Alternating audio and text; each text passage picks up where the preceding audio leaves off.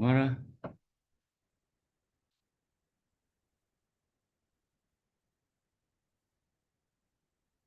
Mesechta Megillah, Daf Lamed Amid Aleph, about 6 lines from the bottom.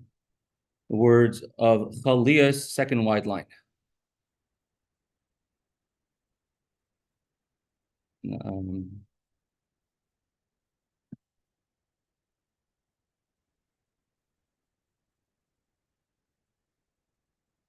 Says the Gemara. Chaliyah's bekisisa atzma. We're going through Parshas Shekalim. Parshas Shekalim is in Parshas Kisisa. That's how we pass on halacha. Now, there are times, like it was this year, where Parshas Vayakil was a week after Parshas Shekalim. Or Parshas Shekalim was Vayakil, where you read the Parsha twice. Sometimes comes out Tetzaveh. It does not come out nowadays with our calendar that you read Parshas Shekalim in the week of Parshas Kisisa. However, if that could happen back in the day when they would, the Rosh Chodesh should be according to when witnesses came and saw the new moon. And sometimes you would read Parshas Kisisa, and that same week, Parshas Shekalim. Now, Parshas Shekalim is the first aliyah of Parshas Kisisa, is the Parshas Shekalim, the Parsha which we read to remind everyone to give a machzas hashekel. Exactly what is highlighted here on the screen. So if, back in those days, Parshas Kisisa was Parshas Shekalim, what do? Do you read the same Torah reading over again twice in the same week? Says the Gemara. If Parshas Shekalim came out to be on Parshas Kisisa, now the problem you could come up with is that if people go to shul and they hear the Torah reading, they're not necessarily going to notice that it's a special parsha that's being added for Parshas Shekalim, and then get the reminder, time to get your half a shekel coin, give it to the Beis HaMikdash. So what is the solution? Amar Rabbi Tzvi says, Karu shita min vasisa ad vayakel. The first 6 aliyahs, they read Parshas Kisisa, and they go all the way till the end. And then v'kari mekisisa ad vyasisa. And then once again, Shvi'i, the 7th aliyah, should read Parshas Shekalim over again. So the 7th aliyah is reading essentially the beginning of Rishon, beginning of the first aliyah again. Maskefla Abaya. So Abaya asked the question back on Rabbi Tzvi. Hashli Amri Lafreu Dekari. That's what's happening. Imagine you're reading a parsha, Rishon through the end of the parsha, and then you start repeating. People are going to say you're reading the Torah backwards. And there's even another chashash that's added on, that perhaps people are going to say maybe the Sefer Torah was psul, maybe the Sefer Torah was invalid.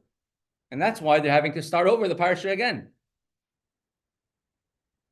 So people will start saying, okay, you don't have to read the Torah in order. You can read the Torah out of order.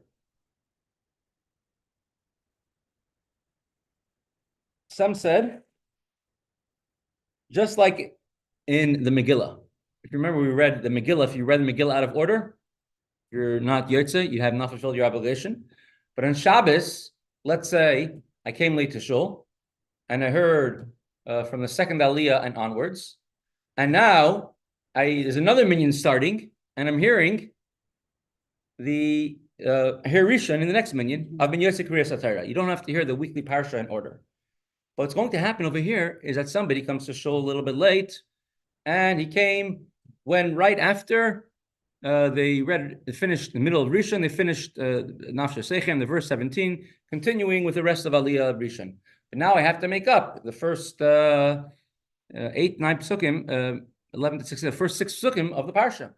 Oh, I see somebody is starting Parshas Shekalim. I go on here, 6 psukim. And it's possible you could totally forget that this week it's Parshas Shekalim. You might think, even if they're repeating it, that they're actually just reading Parshas Shavua. So in what way do you recognize that it's Parshas Shekalim? Ella Amar Abaya. So Abaya gives his other solution, how you should go about this. Karu Shita ad Vayakil. The Chad Tani Vikari Mikisisa ad Viasisa. 6 people read the regular parsha of the week from Kisisa all the way till the end of the parsha. And the second one reads afterwards a second time Kisisa until Viasisa.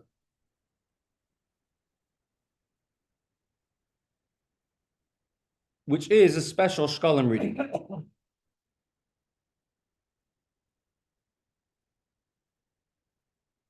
We have in a brisa taught in accordance with the opinion of Abaya.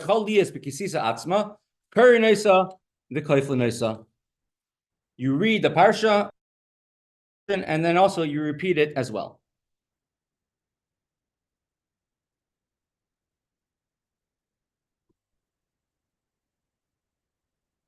Now, has it ever happened yet that you ever somebody skipped an aliyah? You hear the Torah reading and somebody skips? I've seen that, meaning that it happens like with a pasuk or two in an aliyah, correct? Or if someone makes a mistake and they go back 1 or 2 psukim. So you might think to yourself that the reason why they're repeating the first few psukim, maybe the person when they laned, they made a mistake. And that the last aliyah is just fixing the mistake of the first one.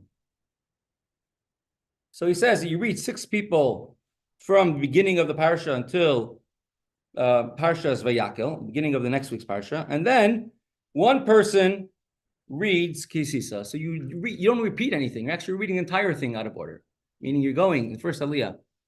Where is it? Back over here. Starts from verse number 17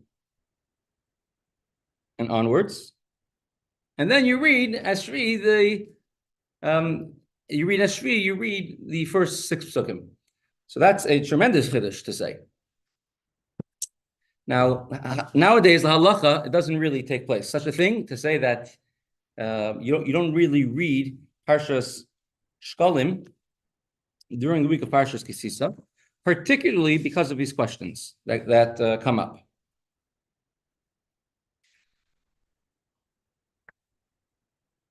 So therefore, saying this thing is really more it's more to not really understand.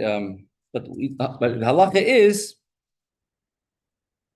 like Abaya. Tanya Gavasid Abaya. We have a brisa which supports Abaya whenever the Gemara brings an extra brisa to support one side. That's usually how halacha is like.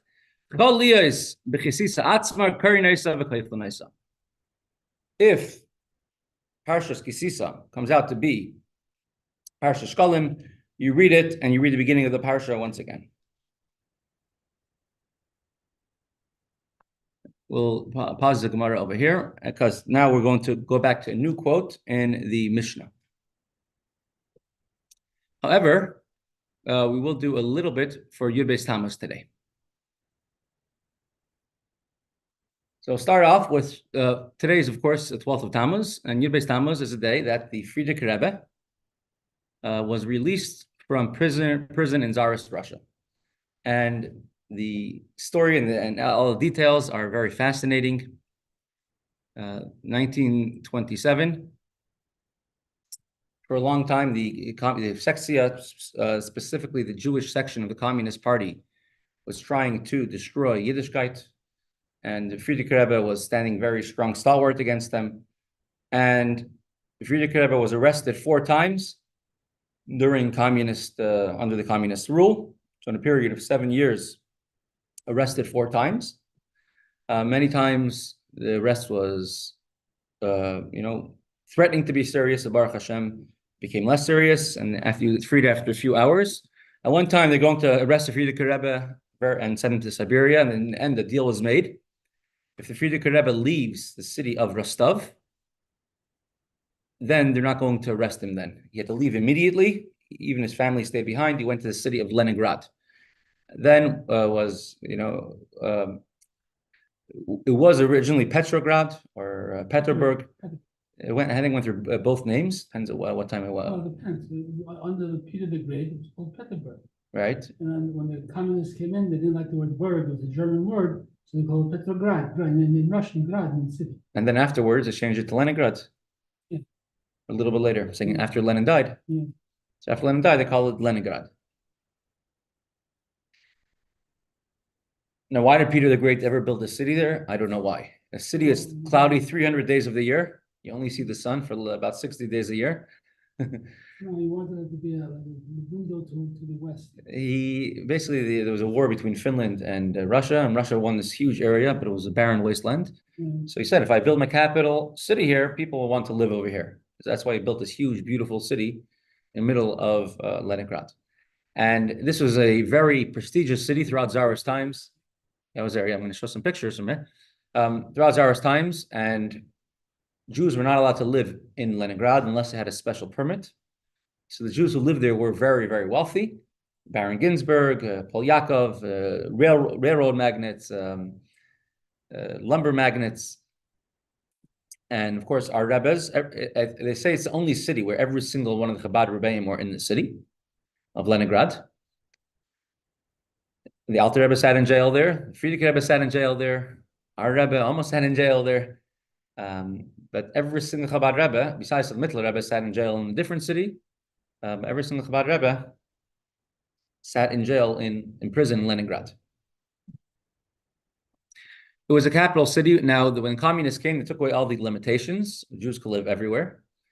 And where the Frierdiker Rebbe lived was a very interesting, beautiful building. I've been in there. It's like very high, Paris-style type of ceilings. It's a building where the Frierdiker Rebbe lived in Leningrad. So I just pulled up some pictures over here. You see it on the screen. Okay,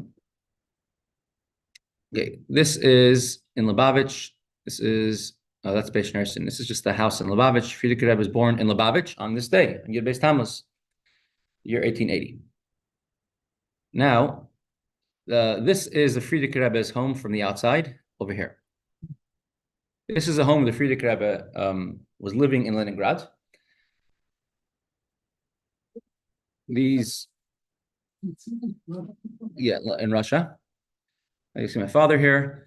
It's interesting, this home became like Lubavitch got replaced into Leningrad for about 3 years, 1923 till about 1927. If you see over here, these stairs over here, it's the stairs from inside the courtyard. And there's descriptions about these stairs were full of Hasidim from the stairs, all the way going downstairs to the outside, waiting to go into Yechidus by the Frierdiker Rebbe. Now, mind you, nobody was walking around the streets at that time, because if you walked around the streets, the chances are you get stopped and questioned, and if they don't like the way you look, or then they'll bring you in for questioning, and you might take a one-way trip to who knows where, Siberia. But it became a very well-known place. And that door is a door to where the Frierdiker Rebbe's Yechidus room was. It's apartment number 8, I think. However, they changed around the apartment numbers. What? Which? Stair rail, yeah. Yeah, brown, looks like. No, we came into this apartment. So from the outside, there's a story the Rebbe and Chaim Mushka told. She was going out, she was meeting the Rebbe. They weren't married yet, but they were meeting each other at that time. They were unofficially engaged at that point, and they came back and they saw all the lights on in the entire house. So Rebbe and Chaim Mushka told the Rebbe, you go in, let me go in by myself. Because if you go in, they're not gonna, and there's something wrong, they're not gonna let you leave. And she walked in and she was able to tell a message to the Rebbe who was outside that she said, Schneerson, we have guests. So we always thought this is a porch, but seemingly if we're not 100% sure if this was part of his apartment or not. So either it's from one of these windows or from one of these doors. The address you can see over here is 22 Machavaya. That's the name of the street. It was a little bit away from the central Jewish shuls and communities and all that, because I think it was suspicion. We call the Rebbe's Kliyamke, the doorknob, to the Frierdiker Rebbe's home. The Frierdiker Rebbe, his apartment number was, what's the number? Apartment number 12 or 8. We went into that apartment. We rang the bell. We had someone who speaks Russian, says, can we come in? A few minutes, we'll pay you something. And she didn't realize how many people are coming in. But the numbers were actually turned around. That's a lady who owns that apartment. You can see inside, it's very tall, very beautiful. But what's unique, the Frierdiker Rebbe actually writes about this apartment, the one we were in. The Frierdiker Rebbe's Yechidus room was right on the other side of this wall. And the other, there were two large apartments put together. That's where the Fabrengens took place, the Mamarim, Yechidusin, and everything else. And the Frierdiker Rebbe said that the KGB or NKVD, that was called then, they used to put listening devices on the walls in the apartment next door to listen in on everything that goes on in the Frierdiker Rebbe's Yechidus room. They wanted to know who the Frierdiker Rebbe is sending to which place, right? How the Frierdiker Rebbe supporting, paying al malamdim, the teachers, the mikvahs, chadarim, shoichtim, and everything else, the shows, the rabbanim, and everything else is happening. How the Frierdiker Rebbe would always stay several steps ahead of the KGB. And they wanted to arrest the Frierdiker Rebbe for a long time, but the nail came to the head. The Russian government wanted to make they were very successful. They wanted to uproot religion. So with the Russian Orthodox Church, they made conferences of priests where everyone was taught and coerced to become very free-thinking, and they used to get priests to denounce the religion and destroy churches. And they wanted to do the same thing with Yiddishkeit. And they wanted to get all the rabbis together in entire Russia for a big conference. The Frierdiker Rebbe stopped this conference and he fought against it tooth and nail. And it was exactly at this time when he was arrested. That's one of the main reasons he was actually put into prison for that, fighting against the government in that sense. And the conference never took place. He was warned to run away. They're looking at you, they're going to run after you. He was warned about it. And Frierdiker Rebbe says, a Schneerson is not afraid. Schneersons are not scared. And indeed, this is from this house. The Frierdiker Rebbe was arrested, and you can read very, very suggested reading to read everything. The Frierdiker Rebbe writes about it. Absolutely phenomenal, how fearless, etc. the Frierdiker Rebbe was. When the Rebbe heard the news, the Rebbe quickly ran to Kollel Eretz Hatzvi. Chaim Altos was one of the confidants of the Frierdiker Rebbe's household. Together, I have some pictures. I have to just look at that day. We took pictures, but I didn't put it over here. All over Leningrad, Pittsburgh, you have this very interesting phenomena that the drainage pipes go along the buildings on the side. It's a very interesting phenomena. Like over here, the gutters are usually in the corner of the building. Sometimes you can't see it. Over there, you walk down the street, every building, fancy buildings, all have gutters on the outside going straight up. Mm-hmm. And the gutter pipes are not like our 15th of a millimeter thick gutter pipes. They're strong, thick metal, iron, steel. And so the Rebbe climbed up a drainage pipe of one of these buildings to call Rebbe Chaim Altos, tell him the news that the Frierdiker Rebbe has guests, meaning that he's being arrested, and to quickly hide anything that could be incriminating to the Frierdiker Rebbe. Two of them ran together to Reb Chaim Lieberman's house, who was the Frierdiker Rebbe's secretary. Every building in Russia, till today actually, has a super who's government appointed. And in order to get past him, they pretended they were drunk, and they went up to Chaim Lieberman's house, and then together they managed to destroy any incriminating evidence that would have incriminated in any way the Frierdiker Rebbe. And then Chaim Lieberman, very shortly afterwards, right after they left, they actually came and arrested him. He was sent to Siberia. After about a year in Siberia, the Frierdiker Rebbe at that point already was released from Russia, managed to get him freed, and he came with the Frierdiker Rebbe to Poland, to America. So at least we got to be in that house next door. We said that we went to Maimer, we went to Fabrengen. We got to feel experience what Chassidim were like waiting for Yechidus by the Frierdiker Rebbe. The prison was not very far. The prison where the Frierdiker Rebbe sat, called Shparlerka. When you go there till today, you could feel tremendous pachad, tremendous fear. People who went there with cameras and pictures, and they were taking lots of pictures. And till today, it's an active prison. And a police car, a bunch of burly police came out at them. Who are you? What are you doing? Let's see your ID. Today, nowadays, I'm sure it will be much, much, much more difficult to do such a thing. Today's climate. Here he says, "See Shparlerna Ulitza." This is Shparlerka, the prison. In this prison, many, many people were shot. Thousands, tens of thousands. I had a great-grandfather, my father's grandfather. He was shot in the basement of this prison. Yeah, he was shot here. There were thousands and tens of thousands, probably, of people who were shot and killed in this place. And the Frierdiker Rebbe was among them, supposed to be among them. Matter of fact, there's a video. It's in Russian with English subtitles. It does have some, well, I would call improper pictures of Galochem, but they show how they rounded up people, hundreds and hundreds of people, and they bring them down to a basement, and there's music playing, and they're telling them walls are padded there, correct. And then they put them up against the wall and they shoot them. You're correct. You can see it. You can see the video.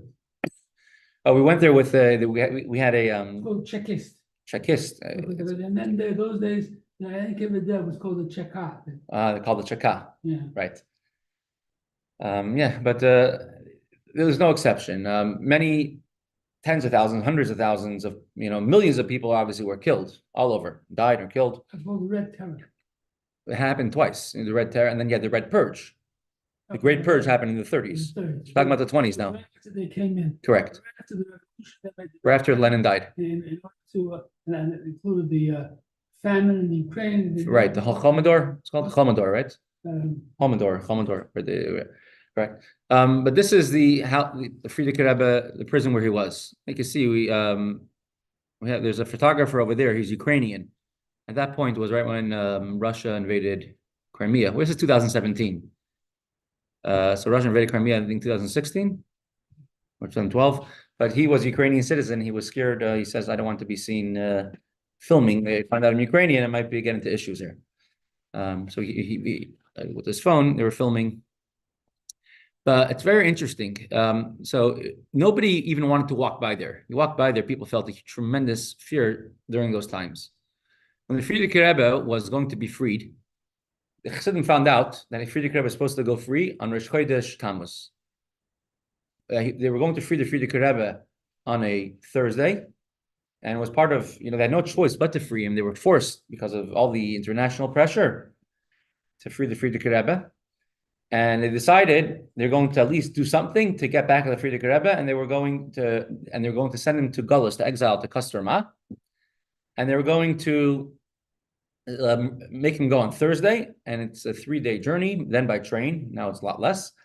And he will arrive there on Shabbos. Just to get back at the Frierdiker Rebbe, they should be traveling on Shabbos. And the Frierdiker Rebbe says, "No, I am not going to travel on Shabbos."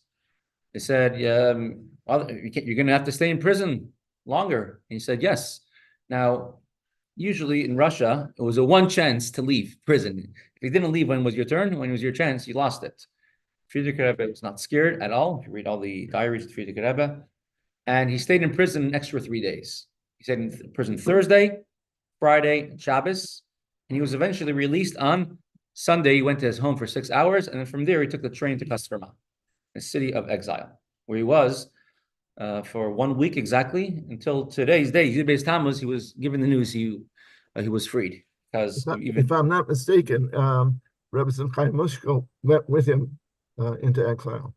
Right. I think he accompanied him. Right. Only Rebbe Chaim, correct?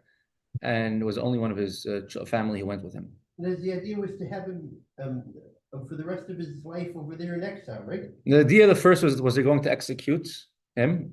Frierdiker Rebbe was called in when they showed him his verdict. First was a verdict, death by firing squad. And then it was crossed out and the word no was written. Then it said 10 years in Solovki Islands. You know where that is? Somewhere in Siberia. Yeah, it's right inside the Arctic Circle. Holy moon. In a prison, labor death camp, that type. And it was also crossed out, said the word no. Tremendous amount of pressure. Maybe tomorrow we'll have more time, or tomorrow I'll be Rabbi Darren. And then it says 3 years in exile in Kastorma. And even that, Baruch Hashem, with tremendous miracles, was averted after 1 week. So my grandfather was a bacher in yeshiva then. Wasn't a yeshiva which had a big fancy building. It was all illegal yeshivas, underground yeshivas. And he came from the town of Neville, where one of the people called Lulav, who was arresting the Frierdiker Rebbe, very involved. Like his parents were Chassidim, his brothers were Chassidim. And you said he was arrested with the Frierdiker? He was one of the Yevsekia, Jewish section, one of the communist cadres. Oh, and the other Nachmanson. Nachmanson. So sorry, Nachmanson came from Neville, Lulav came from Riga. They're both Chabad Chassidim, both of their parents. Oh, they were part of the communist. They were correct, and they prided themselves in being as anti-religious as they could. And the descriptions of what they did, and Friedrich Rebbe writes about them quite a lot. My grandfather remembers Nachmanson when he's growing up in Neville. He has several stories about him.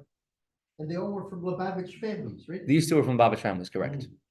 And they became avowed Yevsektia, communist Jewish section. And what happened is, they thought they're going to become promoted, get ahead if they join the Communist Party. A couple of years later, in 1930-31, all of them were purged. The whole Yevsektia was killed out. Right, so it just didn't get them too far ahead. And you remember Nachmanson by, for example, by his brother's, by his mother's levaya, his mother's funeral in Neville. So when all the boys said Kaddish, it was already after the Friedrich Rebbe was arrested. I mean, after the whole parsha, and everyone knew who he was. So he stood by the side and wouldn't say Kaddish. And my grandfather explained he was too embarrassed to say Kaddish in front of all the other people over there, Chassidim, who knows what he does. But as a matter of fact, he had no connection to his father, but he would during the time that Friedrich Rebbe was in prison, and Chassidim had no idea if he's alive or dead or what's happening, and he would go every single day, pass by his father in a park, and he would say 2 words, "I left, he's alive." He did it just for his father. Now, Chassidim were expecting the Friedrich Rebbe to be freed from prison. That's what they heard from behind the grapevine, from all the Mrs. Peshkova and all the other Red Cross and all the other things that they did. And they didn't want the Friedrich Rebbe to leave. And he's leaving this prison building, right? Correct? When the Friedrich Rebbe is leaving the prison building, Friedrich Rebbe should not have to carry his own bag, right? I think this is a gate where cars went in. I think that's what the Friedrich Rebbe says. When they wouldn't let them in, they came to there about 3 or 4 o'clock in the morning. They wouldn't let them inside, and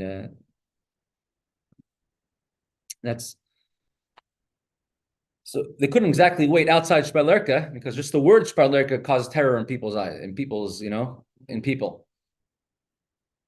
But there was a chassid who had a brother who had a little small tiny store right across the exit and entrance, across the street of the Shpalerka prison. So they had 2 chassidim standing and sitting there the entire day in this little tiny store just to watch the entrance to wait for the Friedrich Rebbe to come out. And of course, when he comes out, they should get a car or a taxi, and make sure the Friedrich Rebbe comes home for 6 hours before he's being sent away to Kostroma. But the Friedrich Rebbe, as we said, did not want to leave prison on Thursday, Friday, because it would meant arriving or traveling on Shabbos. So the whole day they waited Thursday, and they were disappointed. The Friedrich Rebbe did not come out. They waited a whole day Friday over there, and again the Friedrich Rebbe did not come out. They waited a whole day Shabbos. You never know what they're going to do. It's not like the communists ask a Rava Shaila, could we free him on Shabbos? Could we let him? And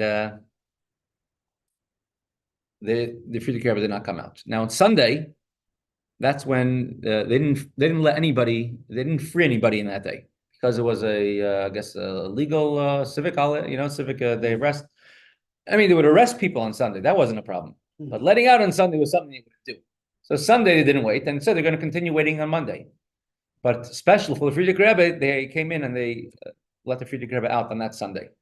So the Friedrich Rebbe came out. Actually, there was nobody waiting for the Friedrich Rebbe.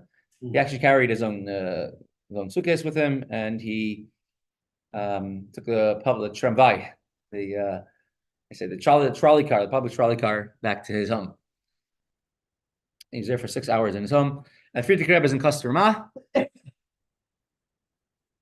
And in Kostroma, this one. Okay, let's do a few minutes of this. Let's see, just to make sure everyone out there could hear the audio better. So let me just share computer sound. Ready? Let's see if you can hear it out there. He's sentenced the 6th Rebbe, Rabbi Yosef Yitzchak of Lubavitch, to 3 years of exile in an attempt to cripple his efforts to keep Judaism alive in Russia. И у нас каждую субботу молились. В общем, все выполняли, что положено. efforts to keep Judaism alive in Russia. He was sent to Kostroma, a small city over 400 miles away from his headquarters in Leningrad. Miraculously, he was released from his exile after just 10 days. During his time in Kostroma, the previous Rebbe stayed with the family of the local shochet, Reb Yerachmiel Kugel. Reb Yerachmiel's daughter, Rosa, was 12 years old at the time. Его это прислал, был такой у нас, тоже к нам приехал с Ленинграда, выслали. Кузнецов Арон. У него отец был, если я не ошибаюсь, был председателем в Ленинграде. Его тоже посадили и даже присудили расстрел, и его расстреляли. Читал, опять уходил, и дома занимался, только все время у него были книжки. Он и читал и Торы, и книги, все. Okay, this is the daughter of the У нас было stayed in the много house еврейских. of a local shochet. It was a Chabad Chassid, Yerachmiel Kugel, and that's his daughter interviewed. She's very, very old. She's speaking Russian, isn't Speaking Russian, yes, she stayed in Russia. And the Frierdiker Rebbe, he was, every week he had to go register at the local office to tell them that he's still there. He hasn't run away from the city. Once a week he had to register. And the rest of the time he had to figure out his own way. So the Frierdiker Rebbe was with the Chassid Bali Chaim Altois. Before the Frierdiker Rebbe was sent to Kostroma, he sent the Chassid Michal Dvarkin to the city of Kostroma, and he opened up a cheder of Jewish boys to teach Jewish boys Torah, and he fixed the mikvah in the city of Kostroma to prepare the way for the Frierdiker Rebbe to come to Kostroma. Frierdiker Rebbe davened in the shul. He's now a shliach in that city, in Kostroma. And this is this year, just about a month ago, a whole bunch of yeshiva boys from Moscow all went to Kostroma to go. This is the shul where the Frierdiker Rebbe davened, and as well as it went to the train station where the Frierdiker Rebbe came, and this is where the Frierdiker Rebbe was given the news that he's going free. The house where the Frierdiker Rebbe stayed, I think, was actually knocked down. But this is a government building, and this is where the Frierdiker Rebbe received the news that he's going free. So, end off with a short explanation, a beer. There were 3 different reactions which the Frierdiker Rebbe described of 3 different people in the city of Kostroma. When they heard the news the Frierdiker Rebbe is going free, and you have to realize this is like beyond the shock. You know, it was much easier to walk to the moon and back to come out alive and be freed from Soviet prison, especially with the severity of the Frierdiker Rebbe's accusations in those times, communist Russia. It sounds more like actually the probability that Donald Trump actually survived actually the assassination. Lahavdil. Exactly. I mean, Lahavdil, if you want to compare. No. I mean, again, in terms of probability. Probability, correct. Yeah. So Frierdiker Rebbe he went to the NKVD offices in order to sign in, and the person smiled and says, "I'm happy to tell you the news. You don't have to sign in. You're free to go." Being it's Russia and it's bureaucracy, and it was some legal holiday that day, why not? Frierdiker Rebbe couldn't go free, couldn't leave that day. He had to leave on Yud Gimel, on the 13th of Tammuz. But tomorrow's a holiday too? Correct. So we also don't say Tachanun tomorrow as well. Now, the Rebbe actually points out how most of the Chabad Rebbeim, I think all the Chabad Rebbeim, the Yom HaGeula, the day of redemption, is a 2-day Yom Tov. You test Kislev, but it finished on Chav Kislev when the Alter Rebbe left the house of the Menagid. The Mittel Rebbe is also, it's Yud Kislev is the day he went free, 2 years, but Tes Kislev is his birthday. We also have a 2-day Hemshech connection. The Tzemach said that we don't celebrate any particular day as his day of redemption. Perhaps Ner Hanukkah, the 5th night of Hanukkah, but we don't do it as his redemption date. And Frierdiker Rebbe Yud Beis Gimel Tammuz as well, and he explains the importance of it. And it's like Yom Tiv outside of Eretz Yisrael has 2 days because there's such special things that are brought down to this world. So the Frierdiker Rebbe is in customer. He goes to the NKVD, sign in for his weekly signature, but he would not get a weekly paycheck. And he went with the chassid of Elia Chaim Altois. Says Elia Chaim Altois was with the Frierdiker Rebbe when the Frierdiker Rebbe had to sign that he's there, and he was told the news. When he told the news, the Frierdiker Rebbe went free. He became completely overwhelmed. No, not a Frierdiker. Frierdiker Rebbe was calm and collected. The Rebbe Elia Chaim Altois was a chassid very, very close to the Frierdiker Rebbe. He was managed to leave Russia with a short time. He was, when it came to the Rebbe's wedding, he was actually the shomer of the Rebbe, and he described such beautiful, flowery descriptions of what he writes about the Rebbe. Young man who's humble, quiet. You never know anything, but he got to see the Rebbe firsthand, and he saw the mincha the Rebbe davened on the day of his chassan. He describes it. He describes there was a tishrei where the Frierdiker Rebbe was in America, 1930, and the Rebbe came to Riga to be with the Frierdiker Rebbe's family, and describes the tears and the avodah of the Rebbe during that tishrei in Riga. Unfortunately, he was killed in the Holocaust by the Nazis in Riga in the big shul together. The Bishop de Masmid and Chacha Fegin and Pascal Himmelstein and many great chassidim. He was killed, burnt alive in a shul in Riga. So Rebbe Chaim Altois, by the way, he's the one that the Rebbe went to inform him that together to destroy any incriminating documents against the Frierdiker Rebbe.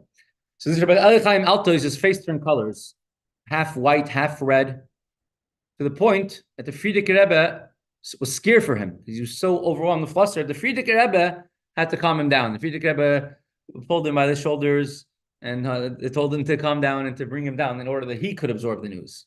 So he was totally overwhelmed. Too much, like we learned in the Mimer, too much iris in the Kalim, right? Not enough.